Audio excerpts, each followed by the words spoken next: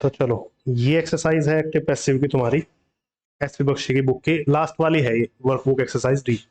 इससे पहले भी है वर्कबुक एक्सरसाइज सी जिसमें 12 रूल्स है। ठीक है, तो इसको सोल्व करो। आंसर्स को तुम्हें ध्यान रखना है कि 2 से 3 सेकंड में आंसर आना चाहिए। इस चीज पर मेन फोकस रखो। अगर तुम्हारे रूल सही से तैयार हैं तो आंसर बहुत जल्दी आएगा। ठीक है, अब देखो ध्यान से। पहला सेंटेंस है, हम पढ़ने में भले ही टाइम ले लेंगे लेकिन पेपर में इसे बहुत तेजी से करना है। ठीक, अब यहां पर स्टूडेंट्स क्या करते हैं, पूरा का पूरा सेंटेंस पढ़ते हैं, बट हमें केवल इस चीज पर ध्यान देना। यहां पर क्या दिया हुआ है, वर्ब की सेकंड फॉर्म। और वर्ब की सेकंड फॉर्म का पैसिव क्या होता है, वाज वर्ब प्लस वर्ब की थर्ड फॉर्म। या तो वाज आएगा या वर आएगा। अब तुम्हें सबसे पहले वही ढूंढना, वाज वर्ब थर्ड फॉर्म इसमें नहीं है, सीधा सीधा काट दो। इसमें है, ये आंसर हो सकता है। इसमें है, ये भी आंसर हो सकता है। इसमें है, ये भी आंसर हो सकता है। अब ध्यान से देखना, जो बाद में वर्ड है पैसिव में वही तो पहले आएगा, ग्लासेस पहले आएगा। तो वेटर वाले दोनों के दोनों सीधे सीधे काट दो, ग्लासेस वाला आंसर। समझ गए, जो बाद में वर्ड होता है पैसिव में वो पहले आ जाता है, इसीलिए तुम्हारे दोनों के दोनों कट गए। अब देखो दूसरा क्वेश्चन, समझ में आ गया ना ये अच्छे से। ठीक है, पूरे के पूरे सेंटेंस को पढ़ना पढ़ना और एक्टिव से पैसिव और पैसिव से एक्टिव कन्वर्ट करने में उसका हिंदी सेंस गेन करने की कोशिश करना, ये हमारा टाइम कंज्यूम कर जाएगा। इसीलिए हमें इस पर ध्यान नहीं देना, हमें बस इतना देखना है कि मेन चीज क्या है। दूसरा सेंटेंस देखो, दूसरा सेंटेंस कह रहा है सेकंड फॉर्म पैसिव क्या होगा, was verb plus third form. तो वाज वर्ब टेकन किस किस में है ये देख लो। पहले में है, ये आंसर हो सकता है। दूसरे में नहीं है, कट गया। तीसरे में वाज वर्ब के साथ थर्ड फॉर्म नहीं है, सेकंड है, तो ये भी कट गया। चौथे में केवल सेकंड फॉर्म ही है, ये भी कट गया। आंसर कौन सा है, पहला। फालतू की चीजें, एक्स्ट्रा चीजें हम केवल तभी देखेंगे जब दो जगह पर ये चीज मैच कर जाए, या दो से ज्यादा जगह पर। बाकी फालतू चीज कोई नहीं देखनी है, सबसे पहले रूल, बाकी सब चीजें बाद में। तीसरा सेंटेंस देखो, सेंटेंस देखने में कितना भी बड़ा हो हमें कोई फर्क नहीं पड़ता। यहां पर बस ये देखो कि वाजवर के साथ आईएनजी आया, तो वाजवर आईएनजी का पैसिव क्या होगा, वाजवर plus being plus third form. तो वाजवर बीइंग थर्ड फॉर्म पहले में नहीं है, सीधा सीधा काट दो। वाजवर बीइंग थर्ड फॉर्म दूसरे में है, आंसर हो सकता है। हैड बीन थर्ड फॉर्म ये नहीं होगा, इसलिए इसे काट दो। हैज बीन थर्ड फॉर्म, इसके भी कोई चांस नहीं है, आंसर आपका दूसरा।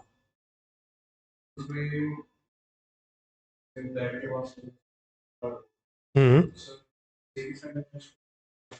हाँ, दैट के बाद दूसरा सेंटेंस है, बट हमारा अगर यहीं पर देखने से काम चल रहा है तो हमें दूसरे पे जाने की जरूरत ही नहीं है। अगर हमें यहाँ पर कोई कंफ्यूजन होती तो हम दूसरे की हेल्प ले लेंगे। ऐसे सेंटेंस आगे आएंगे जिसमें हमें दूसरे से हेल्प लेनी पड़ेगी, है ना। हम्म, अब एक काम करो, अब तुम्हारे अकॉर्डिंग तुम इसमें कौन सा आंसर चुन सकते हो, जैसे कि सो फास्ट दैट इज स्किडेड, है ना। ध्यान से सुनना हिंदी। अगर तुम्हें कंफ्यूजन है कि दो सेंटेंस में मैं कहीं कंफ्यूज ना हो जाऊं, मेरा आंसर गलत ना हो जाए, तो थोड़ा सा हिंदी सेंस की तरफ मूव भी कर जाना। हमने आंसर अपना दूसरा चुन लिया, he was driving the car so fast, वह इतनी तेज कार को चला रहा था कि, यहां तक की हिंदी है। इसकी सेंटेंस की हिंदी देखो, the car was being driven by him so fast, car उसके द्वारा इतनी तेज चलाई जा रही थी कि, यहां तक की हिंदी हमारी सही आ रही है। It skidded on the snowy road, के फिसलने लगी। समझ में आ रही है बात। तो स्किड कर जाना किसी चीज का, तो इसका जो पैसिव में कन्वर्ट करने का सेंस हमारा बन ही नहीं रहा है। तो ये तो वैसा ही रहे तो ज्यादा बढ़िया है। तो ऐसे केस में भी हम ये भी देख सकते हैं, अगर कंफ्यूजन हो कि क्यों, क्या हमें उसे भी चेंज करना चाहिए, तो थोड़ा सा हिंदी सेंस की तरफ मूव कर जाना। अगर उसे चेंज करना ठीक नहीं लग रहा तो उसे चेंज बिल्कुल मत करना। So, हाँ, इसे तो ऐसे मान लो कि ये जो है एक्स्ट्रा वर्ड आ गया पूरा का पूरा सेंटेंस, जैसे हम अदर वर्ड्स या एक्स्ट्रा वर्ड नहीं कहते, ये एक्स्ट्रा वर्ड की तरह से मान के चल लो कि जैसा है ज्यों का त्यों रख दो। ये तो अगर मैं सेंटेंस के अंदर जाऊं तो फिर ये सब्जेक्ट है, ये वर्ब है, ये ऑब्जेक्ट है। और अगर मैं इस सेंटेंस को कंपेयर करूं तो इस कार के बाद में सारा का सारा, यहां से लेकर के यहां तक का, ये एक्स्ट्रा वर्ड है। कार पे सेंटेंस फिनिश हो चुका है, सब के सब एक्स्ट्रा वर्ड्स में काउंट किए जाएंगे। ठीक है, बताओ क्लियर है। अगला सेंटेंस देखो, इसको इरेज करते हैं, फिर बढ़ते हैं आगे।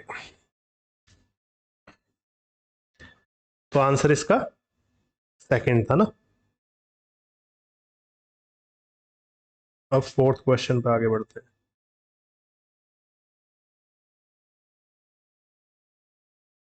तो फोर्थ क्वेश्चन क्या कह रहा है इसे देखो। They will laugh at you, will shall plus verb की फर्स्ट फॉर्म आई है, पैसिव क्या होगा?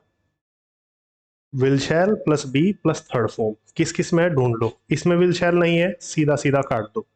इसमें विल शैल नहीं है, सीधा सीधा काट दो। इसमें विल शैल है, बी और थर्ड फॉर्म है, ये आंसर हो सकता है।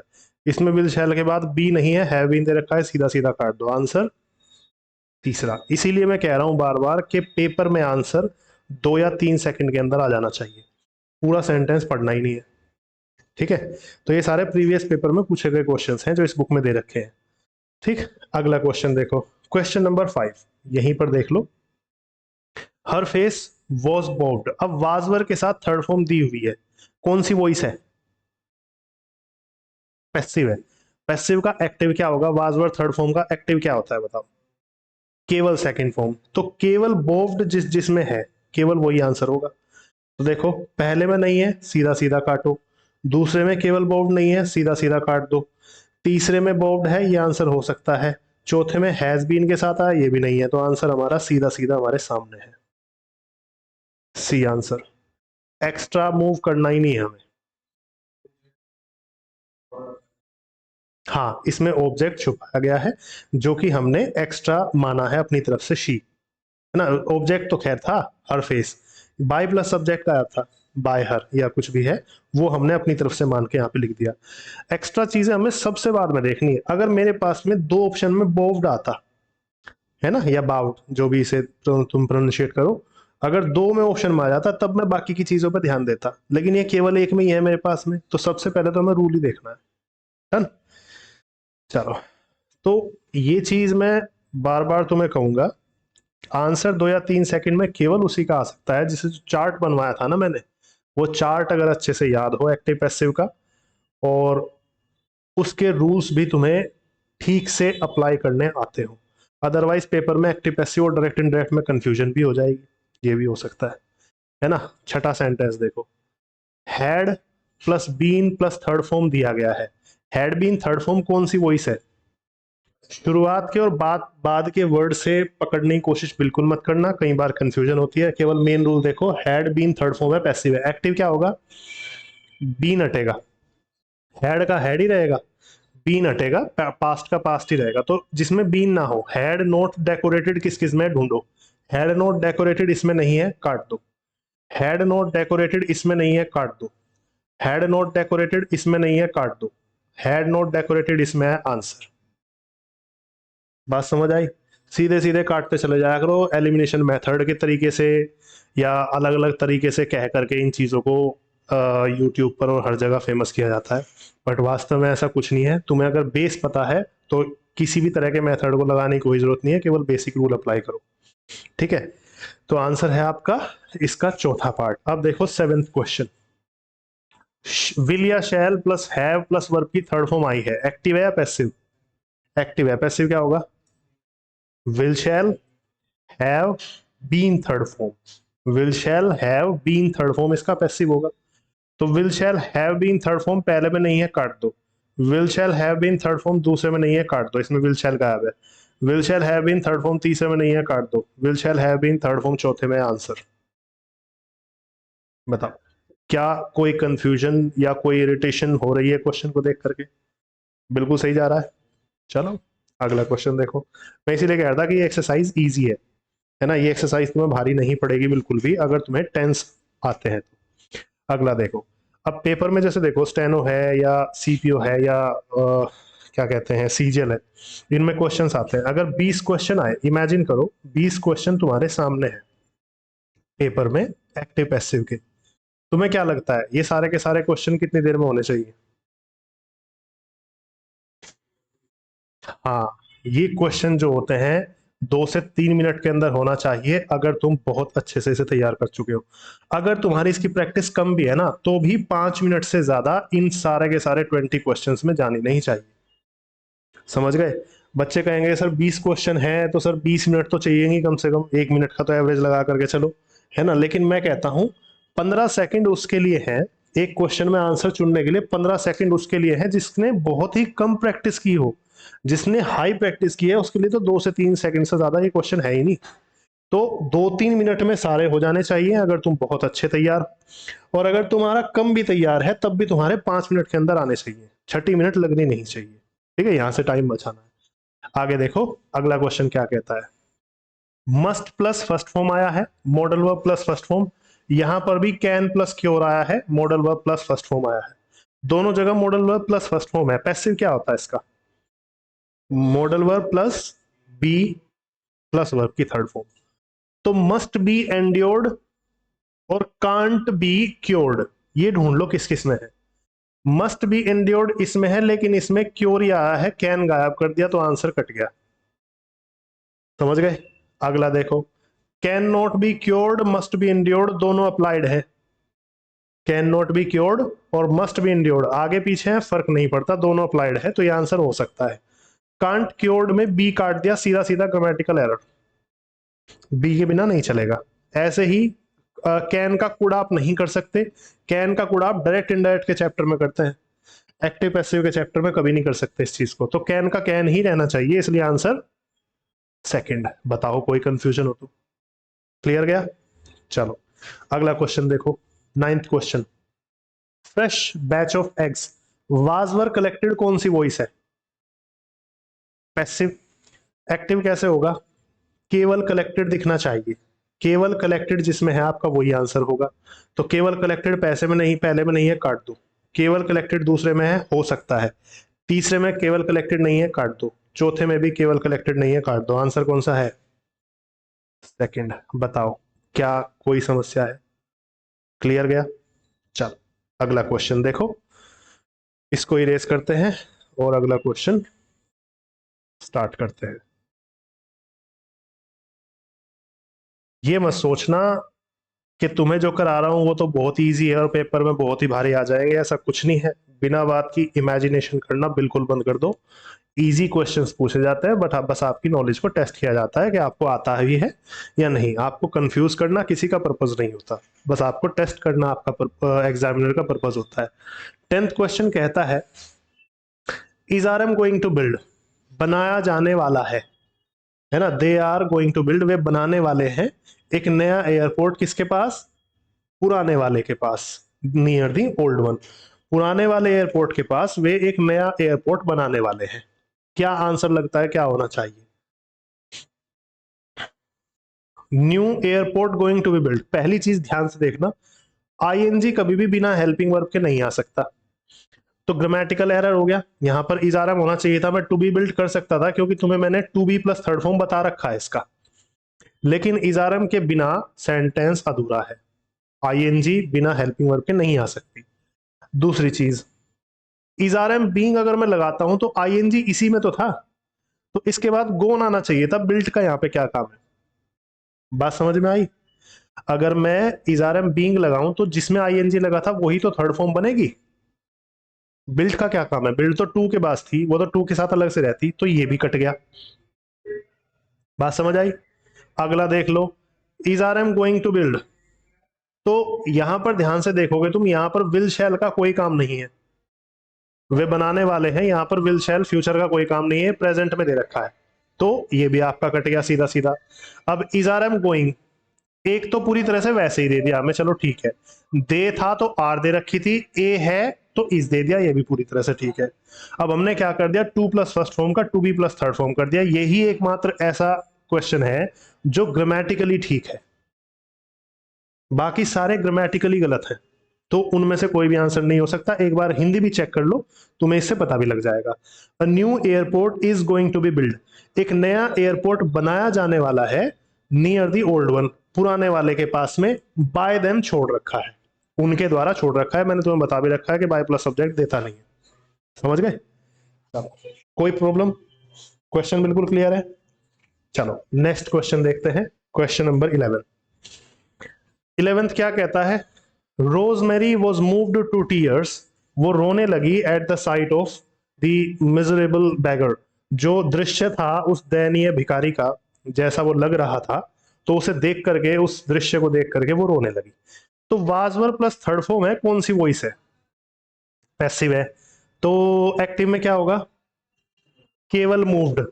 केवल सेकंड फॉर्म आनी चाहिए, केवल मूव्ड जिसमें होगा वो आंसर होगा। डन। अब देखो मूव्ड इसमें है, आंसर हो सकता है। इसमें हैज हैव के साथ दे दिया, काट दो सीधा सीधा। इसमें फर्स्ट फॉर्म दे दी, ये भी सीधा काट दो। इसमें हेड के साथ दे दिया, ये भी सीधा काट दो। आंसर पहला। बताओ क्या कोई चीज टफ है? क्लियर गया बिल्कुल। चलो अगला सेंटेंस देखो। 12th क्वेश्चन आ गया ना। हम्म।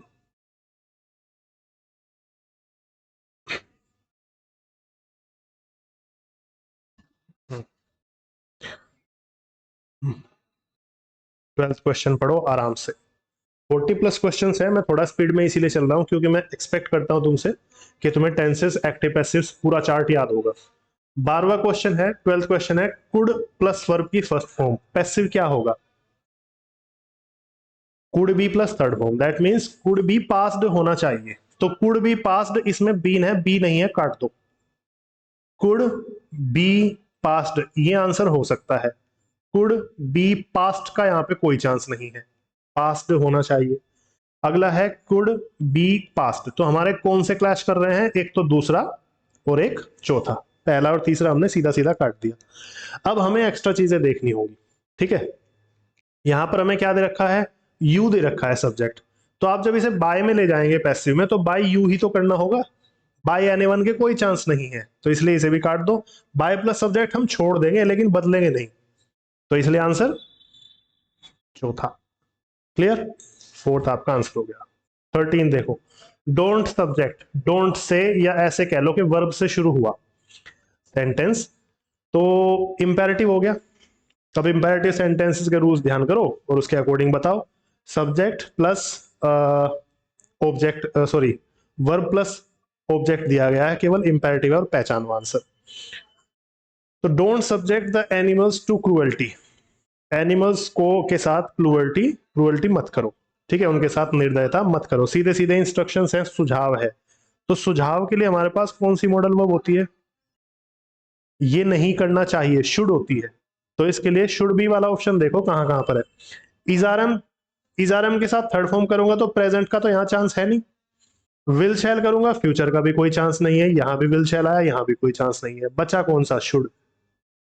ध्यान से सुनो ना, तो प्रेजेंट लगा सकते हैं हम टेंस इंपेरेटिव सेंटेंस के लिए, ना फ्यूचर लगा सकते। हमें मॉडल वर्ब्स का यूज करना होता है, या फिर दूसरे रूल्स लिखवाए थे तो मैं इंपेरेटिव के, वो अप्लाई करने होंगे। तो आंसर, हाँ सजेशन है। अगर मैं तुम्हें कह रहा हूं कि don't subject the animals to cruelty, तो मैं क्या कह रहा हूं? जानवरों के साथ निर्दयता मत करो, तो ये सुझाव ही तो है। यू आर एडवाइज्ड टू बिल्कुल हो सकता है, लेकिन अगर ऑप्शन में हो और ग्रामेटिकली ठीक हो तो। क्या कह रहे हो? हाँ, you are advised to, you are advised not to subject, है ना, the animals to cruelty. Done. तो यहां पर हमारे पास है नहीं, तो हमें तो बिल्कुल इजी कर रखा है, इस चीज को कंफ्यूज ही नहीं किया जरा सा भी। आगे देखो नेक्स्ट सेंटेंस क्या कह रहा है, इसको इरेज करते हैं।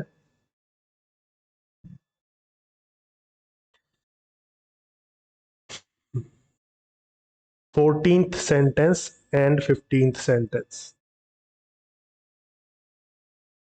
14 सेंटेंस कहता है हु। तो पहले तो ये बताओ हु का, हु को तो छोड़ो, चलो पहले ये बताओ आस्क्ड है वर्ब की सेकंड फॉर्म, इसका पैसिव क्या होना चाहिए? Was verb plus asked. अब वाज वर्ब प्लस आस्क्ड ये नहीं है, सीधा काट दो।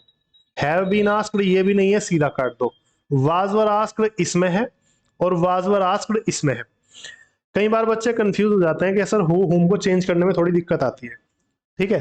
तो आपका बाय हुम यहां पर दे रखा, इसमें कोई प्रॉब्लम नहीं आ रही। अब मुझे ये बताओ बाय हुम है क्वेश्चन वर्ड, तो क्वेश्चन वर्ड में सब्जेक्ट या ऑब्जेक्ट जो भी हमारा यू हो, इसके पहले हेल्पिंग वर्ब रखोगे या इसके बाद में हेल्पिंग वर्ब रखोगे?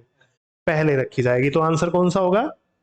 सी आंसर होगा। जब भी इंटेरोगेटिव सेंटेंस आए, या फिर ऐसे कह लो कि हुम जब भी आता है, तो उसके साथ हेल्पिंग वर्ब पहले रखी जाती है, सब्जेक्ट या ऑब्जेक्ट बाद में रखा जाएगा, तो यू बाद में आएगा।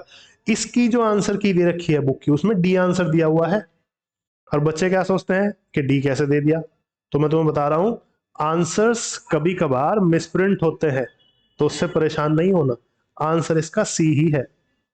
इसकी जो बुक है उसमें आंसर तुम्हें डी लिखा हुआ मिलेगा। ठीक है, क्लियर हो गया। चलो आगे बढ़ते हैं। नेक्स्ट सेंटेंस देखो, सेंटेंस नंबर 15 क्या कहता है। Lightning caused a serious forest fire, जो बिजली कड़क रही थी उसकी वजह से एक गंभीर आग लग गई जंगलों में, and damaged many near by houses, और उससे आसपास के बहुत से घर भी नुकसान हो गया उनको भी। तो सेकंड फॉर्म है कोज्ड और सेकंड फॉर्म है डैमेज्ड। इन दोनों का पैसिव क्या होना चाहिए? वाज वर कोज्ड और was were damaged. That means was वर के साथ थर्ड फॉर्म होना चाहिए। तो वाज वर कोज्ड और वाज वर डैमेज्ड ढूंढो किस किस में है। तो वाज वर कोज्ड इसमें नहीं है, सीधा काट दो, दूसरे की देखने की जरूरत भी नहीं है। वाज वर कोज्ड इसमें है, ये आंसर हो सकता है। वाज वर कोज्ड इसमें नहीं है, ये सीधा सीधा काट दो। वाज वर कोज्ड इसमें है, ये आंसर हो सकता है। दैट मींस हमारे पास दूसरा और चौथा बचा। अब डैमेज की तरफ चलो, दूसरे और चौथे में देखना, क्या डैमेज्ड का इजरम थर्ड फॉर्म हो जाएगी? नहीं, काट दो। डैमेज्ड का वाजवर के साथ थर्ड फॉर्म हो जाएगी? सीधा सीधा आंसर आपका चौथा आ गया। बताओ क्या कंफ्यूजन है? क्लियर गया? हिंदी भी देख लो चौथे की। A serious forest fire was caused by lightning, एक गंभीर, एक बहुत ही भयानक आग लग गई लाइटनिंग की वजह से। And many near by houses, और बहुत से पास के घरों को नुकसान पहुंचा। बहुत से पास के घरों को नुकसान हो गया। बताओ कोई प्रॉब्लम? क्लियर? चलो आगे बढ़ते हैं। नेक्स्ट सेंटेंस देखो, क्वेश्चन नंबर 16। अकम्प्लिश्ड कौन सी वर्ब है? Second form. पैसिव क्या होगा? वाजवर थर्ड फॉर्म। वाजवर यहां नहीं है, काट दो। वाजवर यहां नहीं है, काट दो। वाजवर यहां भी नहीं है, काट दो। और यहां पर वाजवर है, तो आंसर चौथा। बताओ क्या इशू है? क्लियर गया? बाकी चीजें देखने की जरूरत भी नहीं है। हैज हैव प्लस वर्ब की थर्ड फॉर्म का पैसिव बताओ। Has have been third form. Has have been third form पहले में नहीं है, इसमें बीइंग आ गया, काट दो। Has have been third form second में भी नहीं है, इसे काट दो।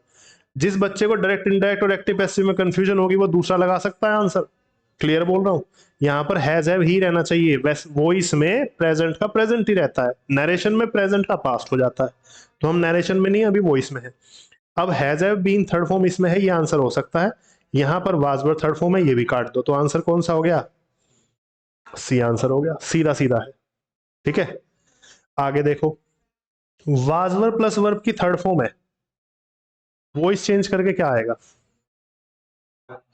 केवल एडवाइज्ड आएगा, केवल सेकंड फॉर्म आएगी, है ना। वाजवर थर्ड फॉर्म का एक्टिव वॉइस में कन्वर्ट होगा, तो ये पैसिव है पहले से। तो इसके लिए हम क्या करेंगे? केवल एडवाइज्ड ढूंढो किस किस में है। पहले में नहीं है, काट दो। दूसरे में नहीं है, काट दो। तीसरे में है, हो सकता है। चौथे में नहीं है, काट दो। आंसर कौन सा है? तीसरा। बताओ क्या इशू आ रहा है अगर तुम्हें पूरा चार्ट याद हो टेंसेस का? तो एक चीज तुम्हें क्लियर बताता हूं।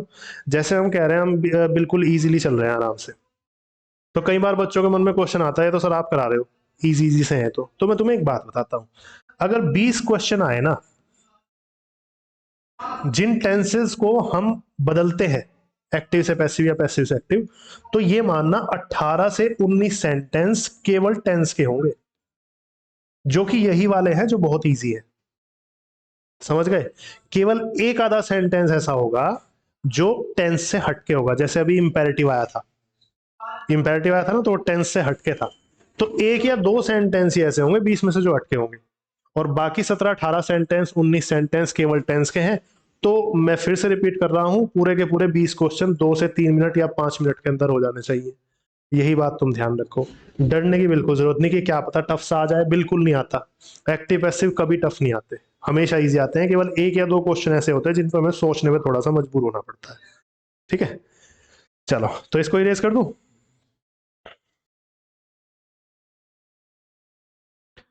इस लेक्चर में इसके 20 सेंटेंस ही फिनिश करते हैं। 20 पे इस लेक्चर को रोकेंगे, ठीक है, फिर हम आगे की चीजें देखेंगे। 19 सेंटेंस देखो। डिड प्लस वर्ब की फर्स्ट फॉर्म है, कौन सी वॉइस है? एक्टिव। पैसिव क्या होगा? वाजवर प्लस वर्ब की थर्ड फॉर्म। तो वाजवर रिटर्न किस किस में है? पहले में है, हो सकता है आंसर। दूसरे में बाजवर्ड नहीं है, सीधा सीधा काट दो। तीसरे में बाजवर्ड नहीं है, सीधा सीधा काट दो। चौथे में बाजवर्ड नहीं है, सीधा सीधा काट दो। बाकी कुछ चीज देखने की जरूरत ही नहीं है। बताओ, क्लियर गया? Any doubts? चलो आगे बढ़ते हैं नेक्स्ट सेंटेंस की तरफ। Had plus two plus verb की फर्स्ट फॉर्म दिया है। ये हैड प्लस थर्ड फॉर्म नहीं है, इसे पास्ट परफेक्ट समझने की गलती मत करना। यहां पर है हैड के साथ टू प्लस फर्स्ट फॉर्म। तो हैड के साथ जो टू प्लस फर्स्ट फॉर्म है, मैं उसका to be plus third form देखना चाहिए। हैड ही रहेगा, ये बात खास ध्यान रखना। वॉइस चेंज करनी है, नरेशन चेंज नहीं करनी। तो हैड ही रहेगा सबसे पहली बात। तो हैड है तो ये काट दो, क्योंकि हैज नहीं आ सकता। तो हैड के साथ वर्ब की थर्ड फॉर्म नहीं थी, तो थर्ड फॉर्म वाला आंसर भी नहीं आएगा, क्योंकि ये टेंस नहीं है। ठीक है, ये हैड टू स्टॉप है, जैसे हैव टू होता है ना, ऐसे ये हैड टू है। ठीक है, कुछ करना पड़ेगा, वो वाला सेंस। अब हैड के साथ टू भी थर्ड फॉर्म बिल्कुल आंसर हो सकता है। अब यहां पर हैड होना चाहिए था, ये भी काट दो। आंसर तीसरा। बताओ, कोई कंफ्यूजन है क्या? क्लियर गया? Any doubts? चलो तो हम्म, हाँ।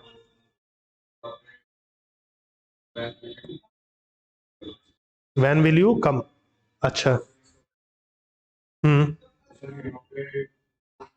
विल बी कम आएगा फिर। अगर तुम कहते हो कि व्हेन विल यू कम कर दे और तुम पैसे बनाना चाहते हो, तो विल बी कम होना चाहिए फिर।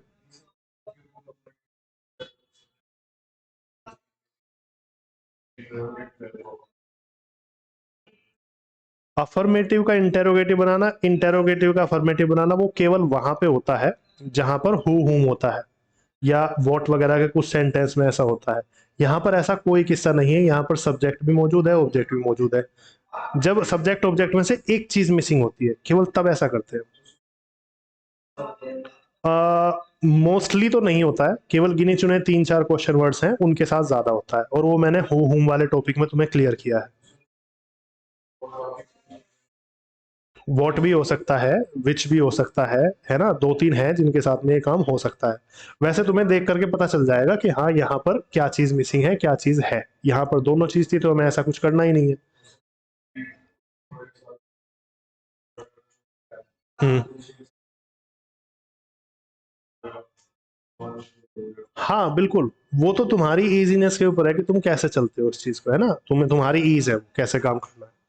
खैर, चलो यहां तक की चीजें क्लियर है? कोई डाउट? चलिए आज के लिए इस लेक्चर में इतना ही रखते हैं, अगले लेक्चर में इसको पूरा करेंगे। ठीक है, चलो।